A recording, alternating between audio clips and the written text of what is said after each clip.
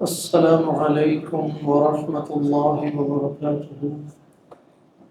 اعوذ باللہ من الشیطان الرجیم، بسم اللہ الرحمن الرحیم۔ الحمدللہ بفضلہ ومنہ وکرمہ۔ آج ہمارے قراء حضرات نے چھٹا پارہ، جسے ہم لا یحب اللہ کے نام سے جانتے ہیں، یہ ہم نے اپنے قراء حضرات سے سنا۔ چھٹے پارہ کا ابتدائی حصہ سورۃ النساء کے اختتامی آیات پر مشتمل ہے، اور اس کے علاوہ سورۃ المائدہ کا اغلب حصہ جو ہے اس میں موجود ہے۔ آئیے ہم اس چھٹے پارہ کو جو بھی ہم نے سنا ہے تراویح میں، اس کے کچھ اہم موضوعات اس پر ہم بات کر لیں، ایسے کہ جو ہماری پریکٹیکل لائف میں ہمارے لیے مددگار ثابت ہوں۔ آغاز ہوتا ہے لا يحب اللہ الجہر بالسوء من القول الا من ظلم۔ اللہ تعالیٰ کو برائی والی آواز پسند نہیں ہے، لیکن ایسے کہ جس پر ظلم ہوا ہو وہ بقدر ظلم آواز احتجاج بلند کر سکتا ہے۔ یعنی اگر کسی پر ظلم ہو رہا ہے تو وہ اپنے ظلم کے خلاف جو شریعت نے حدود اربع اس کے لیے بنایا ہے، اسی حدود اربع کے اندر رہتے ہوئے وہ اپنے اوپر ہونے والے ظلم کے خلاف آواز بلند کر سکتا ہے۔ یہ بات ذہن میں رکھ لیجئے کہ شریعت نے آواز احتجاج بلند کرنے کی اجازت دی ہے بقدر ظلم، نہ کہ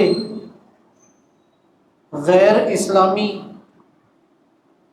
اور غیر شرعی طریقے اختیار کرنے کے، جس کے تحت ہم آئے دن ہر ہفتہ مہینے میں 4 دن دھرنے دے رہے ہیں، احتجاجی مظاہرات ہو رہے ہیں، راستے بند کر دیتے ہیں، روڈز کو بلاک کر دیتے ہیں۔ ہم سمجھتے ہیں کہ اپنی آواز کو بلند کرنے کا ہمارے پاس یہی ایک طریقہ رہ گیا ہے کہ روڈز کو بلاک کر دیں، دکانیں بند کروا دیں اور راستے بند کروا دیں۔ یہ ہمارے پاس ایک واحد طریقہ رہ گیا ہے۔ بدقسمتی سے جس نظام سیاست میں ہم لوگ موو کر رہے ہیں، اس میں یہ ایک لازمی عنصر بن چکا ہے، حالانکہ اسلام اس کی مخالفت کرتا ہے۔ علی کل حال یہاں ہم اجتماعی انداز میں نہیں، انفرادی اعتبار سے بات کریں گے کہ اسلام نے ظلم کے خلاف آواز بلند کرنے کے طریقے بھی ہمیں بتائے ہیں۔ ایسا نہیں ہے کہ آپ آوازیں یعنی کہ ظلم کے خلاف آواز بلند کرتے کرتے خود زیادتی کا ارتکاب کر بیٹھو، خود ظالم بن جائیں۔ مظلوم کی مدد ہے، لیکن اس بات کی اجازت نہیں کہ مظلوم خود ظالم بن جائے۔ یہاں تک کہ ظالم کے حق میں بد دعا بھی جائز ہے، اللہ کے نبی صلی اللہ علیہ وسلم سے ہمیں یہ بھی ملتا ہے۔ علی کل حال یہاں پر پہلی بات تو یہ ہمیں ملی۔ اس کے بعد عیسائیوں کے ساتھ کچھ مجادلہ کی کیفیت ہے۔ عیسیٰ علیہ السلام کے حوالے سے کچھ شبہات کا ازالہ کیا گیا ہے۔ میں اس میں صرف ایک شبہ کے حوالے سے کچھ جملے عرض کرنا چاہوں گا۔ ہمارے معاشرے میں ایسے بہت سارے لوگ موجود ہیں جن کے لیے قرآن مجید یا حدیث حجت نہیں ہے، ان کے لیے حجت کیا ہے؟ اپنی عقل۔ تو میں ابھی آپ کے سامنے کچھ باتیں رکھوں گا، لیکن یہاں میں آپ کو بتاتا چلوں کہ اللہ تعالیٰ نے عیسیٰ علیہ السلام کے حوالے سے جو شبہات بیان کیے ان لوگوں کے اور ان کا رد کیا، اس میں سے ایک شبہ یہ بھی ہے کہ عیسیٰ علیہ السلام فوت ہو گئے ہیں۔ تو اس کے بس جواب میں جہاں اور بہت ساری باتیں کی جا سکتی ہیں، صرف ایک یہ بات ضرور کی جا سکتی ہے کہ قرآن میں کسی اور نبی کے حوالے سے یہ اسلوب نہیں اختیار کیا گیا جو یہاں عیسیٰ علیہ السلام کے حوالے سے ہے۔ وَقَوْلِهِمْ إِنَّا قَتَلْنَا الْمَسِيحَ عِيسَى ابْنَ مَرْيَمَ رَسُولَ اللَّهِ۔ تو کس طرح رد کیا گیا؟ وما قتلوہ وما صلبوہ، ایک تو یہ بات آ گئی۔ پھر کہا کہ بل رفعہ اللہ الیہ، اللہ نے ان کو اپنی طرف اٹھا لیا، کسی نبی کے حوالے سے یہ والی بات نہیں کی گئی۔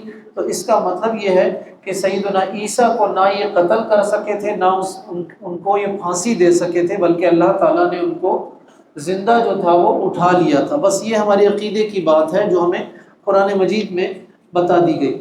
سورۃ النساء کے آخر میں ہمیں کہا گیا یا اہل الکتاب لا تغلوا فی دینکم، اے اہل کتاب دین میں غلو نہ کرو۔ یہ غلو کیا چیز ہے؟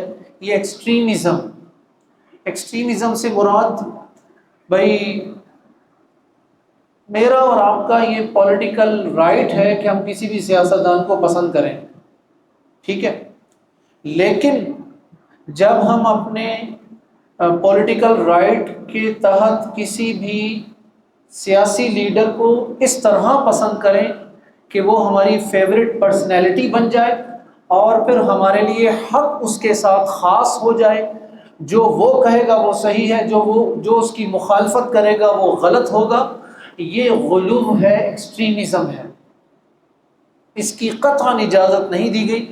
بالخصوص پچھلے 15-20 سالوں میں جس طریقے سے سوشل میڈیا پر ایک ماحول بنایا گیا، ایک انوائرمنٹ کریٹ کیا گیا، ہمارے نوجوانوں کی اکثریت جو ہے وہ ایک سیاسی قائد کے ساتھ، پھر ضد میں آ کر دوسری جماعت کے لوگ اپنے قائد کے ساتھ، پھر ضد میں آ کر تیسری جماعت کے لوگ اپنے قائد کے ساتھ، یہاں تک کہ ہر جماعت کے ماننے والوں کے لیے اپنا قائد جو ہے وہ مقدس بن گیا ہے۔ وہ درجہ دے دیا ہے جو درجہ نعوذ باللہ استغفر اللہ من ذالک انہیں نہیں دینا چاہیے تھا۔ آج آپ اگر مجھے نام لینے دیں تو آپ پی ٹی آئی کے قائد کو کچھ کہہ کر دیکھ لیں، دیکھیں آپ کا کیا حشر نشر کریں گے۔ نون لیگ کے قائد کو کچھ کہہ کر دیکھ لیں، آپ کی ایسی تیسی پھیڑ دیں گے۔ آپ پی پی کے قائد کو کچھ کہہ کر دیکھ لیں، دیکھیں آپ کے ساتھ کیا ہوتا ہے۔ ایم کیو ایم لے لیں، جماعت اسلامی لے لیں، جمعیت علماء اسلام، فضل الرحمان گروپ لے لیں، کسی بھی جماعت کے ساتھ بات کر لیں، ہر جماعت کے کارکنان نے اپنے قائد کی شخصیت میں غلو والا رویہ اختیار کیا ہوا ہے۔ بھائی شخصیات کا احترام کرنے کا حکم ہے، ہم احترام کرتے ہیں، احترام تعظیم ہماری تربیت میں ہمارے خمیر میں موجود ہے، لیکن غلو نہیں کر سکتے۔ یہ عقیدہ رکھنا کہ جی یہ جو بات کر رہے ہیں صحیح کر رہے ہیں، ان کی ہر بات صحیح ہے، نعوذ باللہ یہ تو انبیاء والا مقام ہے۔ امام مالک رحمہ اللہ نے کیا کہا تھا؟ اللہ کے نبی صلی اللہ علیہ وسلم کی قبر مبارک کی طرف اشارہ کرتے ہوئے کہ یہ ہیں جن کی ہر بات قبول کی جائے گی، ان کے علاوہ ہر شخص کی بات کو رد بھی کیا جائے گا اور قبول بھی کیا جائے گا۔ ہمارے پاس احادیث میں ایسی مثالیں موجود ہیں، سیدنا ابو بکر صدیق رضی اللہ عنہ کی بات کو رد کیا گیا، سیدنا عمر فاروق کی بات کا رد کیا گیا، سیدنا عثمان غنی، سیدنا علی، سیدنا معاویہ، یہ کبار صحابہ جو عشرہ مبشرہ میں سے ہیں، ان کی بات کو ریجیکٹ کیا گیا۔ تو مجھے بتائیے ان کے بعد اور کون اتنا بڑا ہو سکتا ہے کہ جس کی ہر بات کو مانا جائے؟ ہمارا دین دلیل کے ساتھ ہے، دلیل جس شخصیت کے ساتھ ہے ہم اس شخصیت کی بات کو مان لیتے ہیں۔ بڑی سے بڑی شخصیت اگر اس کی بات دلیل کے ساتھ نہیں ہے، ہم اس کی بات کو رد کر دیتے ہیں احترام کے ساتھ، لیکن اس شخصیت جس کی ہم بات کو رد کر رہے ہیں ان کی توہین نہیں کرتے، تذلیل نہیں کرتے، بے عزتی نہیں کرتے۔ ہم کسی بھی مسئلے پر امام ابو حنیفہ رحمہ اللہ وغفر اللہ لہ سے اختلاف کرتے ہیں، لیکن نعوذ باللہ ان کی توہین نہیں کرتے، یہ ہماری تربیت نہیں، یہ ہمارا منہج نہیں ہے۔ تو کسی کی بات سے بھی اختلاف کیجئے دلیل کی بنیاد پر، اور دلیل کی بنیاد پر کسی کی بھی بات قبول کیجئے، اور یہ بات جو ہے یہ ہر اعتبار سے ہے غلو، تحریر پر، سوشل میڈیا ہے، گفتگو ہے، کسی بھی جگہ۔ اس کے بعد ہمارے سامنے سورۃ المائدہ ہے۔ سورۃ المائدہ مدنی سورت ہے، اور یہ صلح حدیبیہ کے بعد 6 ہجری اور 7 ہجری کے درمیان نازل ہوئی ہے۔ اس کی سب سے آخری جو آیت ہے وہ 11 ہجری میں نازل ہوئی تھی، اور اسی میں ایک آیت وہ ہے جو سب سے آخر میں نازل ہونے والی آیت ہے، الیوم اکملت لکم دینکم واتممت علیکم نعمتی ورضیت لکم الاسلام دین. تو یہ وہ آیت ہے جو سب سے آخری وحی ہے. پہلی وحی کون سی ہے؟ اقرأ بسم ربک الذی خلق. اور آخری وحی کون سی ہے؟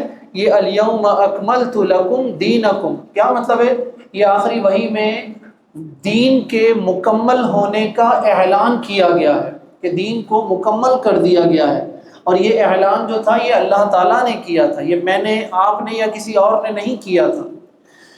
اچھا جی، سورۃ المائدہ کے بالکل آغاز میں ایک صرف 2 الفاظ ہیں جو میری اور آپ کے لیے ہماری پوری زندگی پر محیط ہیں.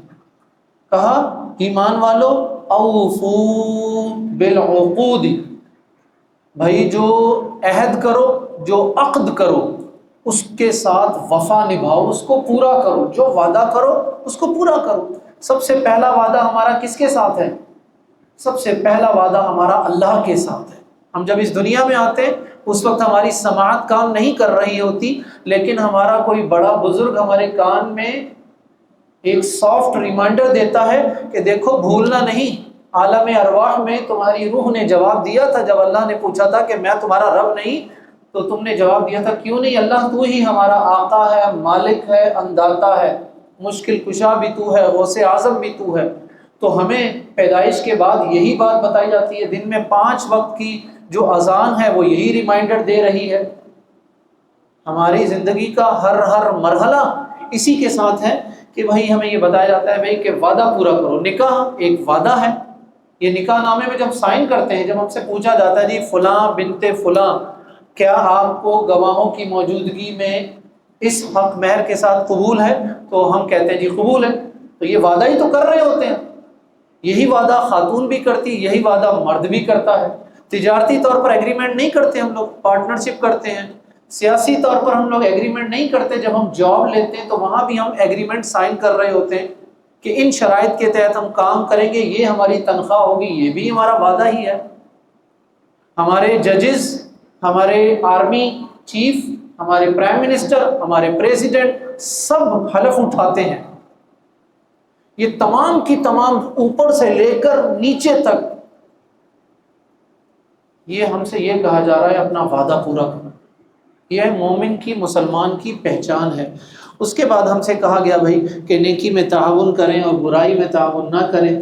اس کے بعد یہاں پر آیت نمبر 3 میں جو کچھ حرام کردہ چیزیں بتائی گئی ہیں، جیسا کہ مردار کو حرام کہا گیا، خون ہے، خنزیر کو اور جس پر اللہ تعالیٰ کا نام نہ لیا گیا، اور کچھ حلال جانور جو شرعی طریقے سے ذبح نہیں کیے گئے وہ موت کے گھاٹ اترے، ان کی بھی حرمت بتائی گئی. والمنخنقۃ والموقوذۃ والمتردیۃ والنطیحۃ. یہ آیت ہمارے پاس قاعدہ دیتی ہے.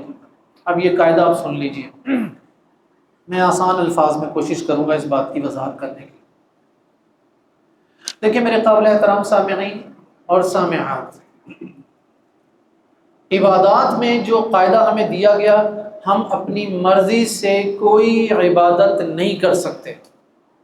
یعنی میں اپنی مرضی سے اپنے کسی جملے کو، اپنے کسی عمل کو یہ نہیں کہہ سکتا کہ یہ عبادت ہے.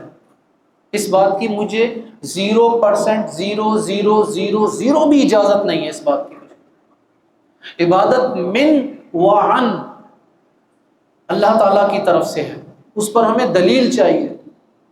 ٹھیک ہے، ہم نماز اس طرح پڑھیں گے، اتنی تعداد میں پڑھیں گے، اس کیفیت میں پڑھیں گے، اس وقت میں پڑھیں گے جو ہمیں تمام چیزیں اللہ کے نبی نے بتائیں. مغرب کی نماز میں وقت سے پہلے نہیں پڑھ سکتا ہوں، مغرب کی 3 رکعتیں 3 کی 5 نہیں پڑھ سکتا ہوں. مجھے اس عبادت میں 1% بھی اجازت نہیں کہ میں اپنی مرضی چلاؤں. ٹھیک ہے. اچھا، عبادت کے بالمقابل میری جو روٹین لائف ہے اس میں کیا کہا گیا؟ آپ کو اجازت ہے سوائے ان چیزوں سے جن چیزوں سے آپ کو روک دیا گیا ہے. اس کو ہم کہتے ہیں معاملات. اس میں ایک فقہی قاعدہ ہے، کہا جاتا ہے الاصل فی الاشیاء الاباحہ، کہ بھائی معاملات میں اجازت ہے جب تک کسی چیز کے بارے میں روکا نہ جائے. تو روٹین لائف سیاست ہے، تجارت ہے. ٹھیک ہے، ایسے بہت سارے معاملات ہیں. اب یہ آن لائن تجارت جو ہم کر رہے ہیں، کیا آن لائن تجارت کا ذکر کسی حدیث میں آتا ہے ہمارے پاس؟ نہیں. یہ تو ہماری 15ویں صدی کی ایجاد ہے نا، ٹھیک ہے، تو ہمیں اجازت ہے آن لائن تجارت کی، لیکن آن لائن تجارت کی ہمیں اجازت دی گئی، لیکن تجارت کے بنیادی اصول اور ضوابط سامنے رکھ کر جس چیز سے عام طور پر منع کیا گیا وہ چیز یہاں بھی منع ہے۔ مثال کے طور پر ہمیں وہ چیز بیچنے کی اجازت نہیں ہے جو ہماری ملکیت میں نہیں ہے، یہ قاعدہ ہے، حدیث میں آتا ہے۔ تو بھئی آن لائن تجارت میں بھی ہم وہ چیز نہیں بیچ سکتے جو ہماری ملکیت میں نہیں ہے، ٹھیک ہے۔ تو یہاں پر اسی بات کا ذکر کیا گیا۔ سمجھ لیجئے کہ عبادت ہم اللہ اور اللہ کے رسول صلی اللہ علیہ وسلم کے بتائے ہوئے طریقے کے مطابق کریں گے۔ فلاں محدث، فلاں فقیہ، فلاں امام، فلاں پیر صاحب، کسی کا کہنا عبادت کی دلیل نہیں بن سکتا۔ البتہ دنیاوی معاملات میں جب تک ہمیں کسی چیز سے روکا نہ جائے، اس میں کوئی حرام کیفیت یا ممانعت نہ پائی جائے، اس وقت تک اس کی اجازت ہے ہمیں، ٹھیک ہے۔ اس کے بعد ہمارے پاس یہ آیت وضو اور تیمم کے حوالے سے کہا گیا، یا ایھا الذین آمنوا اذا قمتم الى الصلاة فاغسلوا وجوہکم وایدیکم الى المرافق وامسحوا برؤوسکم وارجلکم الى الکعبین۔ میں وضو کا طریقے پر بات نہیں کروں گا، میں صرف یہ بات کرنا چاہوں گا کہ قرآن مجید کی آیت نمبر ہے 6۔ جو لوگ حدیث کے منکر ہیں، منکرین حدیث، وہ مجھے اس آیت کے مطابق وضو کر کے دکھا دیں۔ اس آیت میں جو طریقہ بتایا جا رہا ہے نا، کیا ہے جی؟ ایمان والو، جب تم نماز کے لیے کھڑے ہو جاؤ، اذا قمتم، جب تم کھڑے ہو جاؤ، الی الصلاۃ، نماز کے لیے، فاغسلوا وجوہکم، تو سب سے پہلے اپنا کیا کرو؟ چہرہ دھو، وایدیکم، پھر ہاتھ دھونے ہیں۔ تو مجھے بتائیے، ہم وضو میں پہلے چہرہ دھوتے ہیں، ہاتھ دھوتے ہیں؟ ٹھیک ہے۔ تو جو حدیث کا انکار کرنے والے ہیں وہ خود بھی وہ وضو کرتے ہیں جو حدیث میں ذکر کیا گیا ہے۔ تو یہ حجیت حدیث کے حوالے سے بہت بڑی دلیل ہے یہ والی، ایک بات۔ دوسری بات، سورۃ المائدہ میں نے بتایا کہ یہ 6 ہجری میں نازل ہوئی ہے۔ نماز کب فرض ہوئی تھی؟ نماز فرض ہوئی تھی معراج میں، ایسا ہی ہے؟ معراج کب ہوئی ہے؟ 10 نبوت میں یا 11 نبوت میں۔ تو معلوم یہ ہوا کہ نماز کے فرض ہونے کے 9 سال بعد قرآن مجید میں وضو کی آیت نازل ہو رہی ہے۔ تو سوال یہ پیدا ہوتا ہے کہ جو لوگ یہ کہتے ہیں کہ ہمارے لیے قرآن کافی ہے، تو وہ یہ بتائیں کہ اس آیت کے نازل ہونے سے پہلے اللہ کے نبی صلی اللہ علیہ وسلم اور صحابہ وضو کیسے کیا کرتے تھے، وہ وضو کہاں ہے؟ حالانکہ نماز تو پہلی وحی کے ساتھ ہی آ گیا نا، یا ایھا المزمل قم اللیل الا قلیلا، بھائی نماز کا حکم تو ہمیں شروع میں مل گیا ہے۔ تو بھائی یہ بتایا جائے کہ یہ جو 19 سال تک اللہ کے نبی وضو کیسے کرتے رہے، وہ وضو ہمیں حدیث میں ملتا ہے۔ تو ہم تو کہتے ہیں کہ قرآن مجید اور حدیث رسول حجیت کے اعتبار سے سیم اسٹیٹس پر ہیں، حجیت کے اعتبار سے، ٹھیک ہے۔ کوئی چیز قرآن سے بھی ثابت ہو سکتی ہے اور حدیث سے بھی ثابت ہو سکتی ہے۔ جو لوگ یہ کہتے ہیں کہ صرف قرآن کافی ہے، ان کی تو بہت سارے ان کے اپنے دعووں میں اختلافات پائے جاتے ہیں۔ اس کے بعد یہاں یہودیوں کے اور عیسائیوں کے کچھ واقعات ہیں، حابیل اور قابیل کا قصہ ہے، اور یہاں پر ایک آیت ہے جس کو ہم کہتے ہیں آیت محاربت، آیت نمبر 33۔ یہ کسی بھی معاشرے میں امن اور سلامتی کے لیے صرف اس ایک آیت پر عمل کر لیا جائے، میں سمجھتا ہوں ہر چوری، ڈکیتی، اسنیچنگ، سب چیزیں ختم ہو جائیں گی۔ صرف اس ایک آیت پر عمل کر لیا جائے۔ ہم ایک پولیس بناتے ہیں، پھر ہم ایک سپر پولیس بناتے ہیں، پھر ہم ایک اسپیشل پولیس بناتے ہیں، پھر ہم ایک خفیہ پولیس بناتے ہیں۔ کتنی پولیسیں بنا دی ہم نے؟ 30 سے زیادہ پولیسز ہمارے پاس پولیس فورسز موجود ہیں، ٹھیک ہے۔ پھر ہم ایک خفیہ ادارہ بناتے ہیں، دوسرا بناتے ہیں، تیسرا بناتے ہیں، 5 بناتے ہیں، 10 بناتے ہیں، 30 بناتے ہیں۔ ان کی افادیت اپنی جگہ پر، جو ان کی ڈومین ہے، ان کا کام اپنی جگہ پر، لیکن میں آپ کو بتاؤں کہ جب تک کسی معاشرے میں حدود کا نفاذ نہیں ہوگا، اس وقت تک اس معاشرے میں امن اور سلامتی نہیں آ سکتی۔ جب تک زانی کو سنسار نہیں کیا جائے گا، چور کے ہاتھ نہیں کاٹے جائیں گے، اور یہ جو حرکتیں موبائل اسنیچنگ اور ڈکیتیاں، جب تک اس کے ساتھ یہ والا کام نہیں کیا جائے گا، کہا انما جزاء الذین یحاربون اللہ ورسولہ ویسعون فی الارض فسادا، یہ زمین میں فساد پھیلاتے ہیں، ان کی سزا کیا ہے؟ کہا یا تو ان کو قتل کر دیا جائے، ان یقتلوا، ان کو قتل کیا جائے، او یصلبوا، یا پھر ان کو پھانسی پر لٹکا دیا جائے، او تقطع ایدیہم وارجلہم من خلاف، اگر دایاں ہاتھ ہے تو بائیں ٹانگ، اور اگر بایاں ہاتھ ہے تو پھر دائیں ٹانگ یہ کاٹ دی جائے، یا پھر کہا او ینفوا من الارض، زمین سے ان کو اس جگہ سے جلاوطن کر دیا جائے، نکال دیا جائے۔ امن کے بارے میں کوئی کمپرومائزنگ موڈ نہیں ہے اسلام کے پاس، اسی لیے کہا گیا کہ الفتنہ تو اکبر من القتل، فتنہ جو ہے قتل سے بڑی کیفیت ہے، کیونکہ قتل میں ایک شخص جا رہا ہے اور فتنہ پورے معاشرے کو اپنی لپیٹ میں لے رہا ہے۔ اور میں آپ کو آخر میں یہ بھی بتاتا چلوں کہ بھائی میری باتوں سے یہ مت لیجیے گا کہ میں پولیس فورسز کی اور ایجنسیوں کی مخالفت کر رہا ہوں، میں پھر کہہ رہا ہوں ان کی اپنی ڈومین ہے، ان کی اپنی رسپانسبلٹیز ہیں، لیکن ساتھ میں جب تک یہ دینی احکام کو ہم ساتھ میں نہیں ملائیں گے اس وقت تک ہمیں کلی نتائج نہیں ملیں گے۔ اس کے بعد کچھ یہودیوں کے عیسائیوں کے حوالے سے کچھ باتیں ہیں اور کچھ ہمارے معاشرتی اصول اور ضابطے بتائے گئے ہیں، اور آخر میں صرف ایک چھوٹی سی بات ہے جو مجھے آپ لوگوں کو بتانی ہے، یہ ہے، ویسے تو اس میں ابھی 5-6 باتیں اور بھی ہیں لیکن میں اسی ایک بات پر اکتفا کرنا چاہوں گا۔ کہا یا ایھا الرسول بلغ ما انزل الیک من ربک، اے نبی آپ پہنچا دیجئے وہ باتیں جو آپ کی طرف، آپ کے رب کی طرف سے نازل کی گئی۔ معلوم ہوا کہ رسول اللہ صلی اللہ علیہ وسلم کی ذمہ داری کیا ہے؟ بات کا پہنچانا، ڈنڈے کی زور سے گن پوائنٹ پر منوانا یہ ذمہ داری نہیں تھی۔ یہ آج ہم جو جبرن یا زبردستی دین پر عمل کرواتے ہیں نا، ایک داعی، اس کی اجازت نہیں ہے۔ ہماری ذمہ داری کیا ہے؟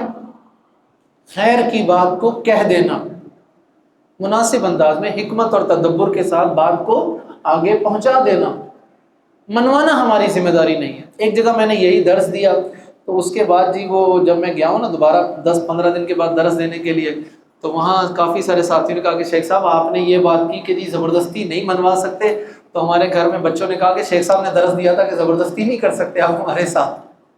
تو بھائی نماز پڑھانے کے حوالے سے ماں باپ سختی کر سکتے ہیں، اس کے بارے میں باقاعدہ حدیث موجود ہے۔ تربیتی اعتبار سے ماں باپ کو یہ اختیار حاصل ہے سختی کرنے کا، وہ ایک الگ چیز آ رہی ہے۔ یہاں ہم دائی کی بات کر رہے ہیں، ٹھیک ہے، وَلَسْتَ عَلَيْهِمْ بِمُصَيْطِرٍ، آپ زبردستی نہیں منوائیں ان سے اپنی بات۔ اللہ کے نبی صلی اللہ علیہ وسلم نے کیا کیا تھا حجۃ الوداع میں؟ پوچھا تھا صحابہ سے، 1.25 لاکھ کا مجمع تھا، کہ بھائی میں نے اللہ کا پیغام پہنچا دیا تم تک؟ تو صحابہ نے کیا کہا تھا؟ کہا تھا بلغت الرسالہ، اللہ کے نبی آپ نے پیغام پہنچا دیا ہے، وَأَدَّيْتَ الْأَمَانَةَ، آپ نے امانت بھی ادا کر دی ہے، وَنَصَحْتَ الْأُمَّةَ، اور آپ نے نصیحت بھی کر دی ہے۔ اور اس کے بعد اللہ کے رسول صلی اللہ علیہ وسلم آسمان کی طرف اپنی انگشت شہادت بلند کرتے ہیں اور کہتے ہیں اللہم اشہد، 3 مرتبہ کہتے ہیں اللہ تو گواہ رہنا، اللہ کو پتہ ہے، لیکن اصل بات کیا ہے؟ بات کو پہنچانا۔ تو میرے قابل احترام سامعین، میں بس آپ لوگوں سے یہ کہنا چاہوں گا کہ بھئی جو بھی آپ کو نظر آتا ہے کسی غلطی پر، تو اچھے طریقے سے بات کیجئے۔ دین ہمیں اچھے طریقے سے بات کہنے کا طریقہ سکھاتا ہے۔ یہ جو کہا جاتا ہے نا کہ سچ کڑوا ہوتا ہے، بھائی سچ کڑوا نہیں ہوتا، سچ کہنے کا انداز کڑوا ہو سکتا ہے، ورنہ سب سے بڑے سچ تو انبیاء کہتے آئے ہیں، اپنے اپنے زمانے میں اکیلے تھے، کوئی ان کے ساتھ نہیں ہوتا تھا، کہتے تھے کہ اللہ کے سوا کوئی معبود نہیں ہے، اس سے بڑا سچ کیا ہوگا؟ بھائی سچ کہنے کا انداز تھوڑا سا اچھا لے لیجیے، جیسے ہم نے کل بات کی تھی نا کہ نرمی سے لے کر آئیے بات کی تھی، تو نہ سچ، کڑوی سے کڑوی بات بھی جو ہے نا وہ کہی جا سکتی۔ پھر ایک غلط فہمی کا ازالہ اور بھی کرتا چلوں، جو ہم لوگ کہتے ہیں نا جی کہ میری تو عادت ہے بھائی میں سچ کہتا ہوں، تو بھائی اگر سچ کہنا ہے تو پھر مجھے ایک چھوٹی سی مثال دینے دیجیے اس کی۔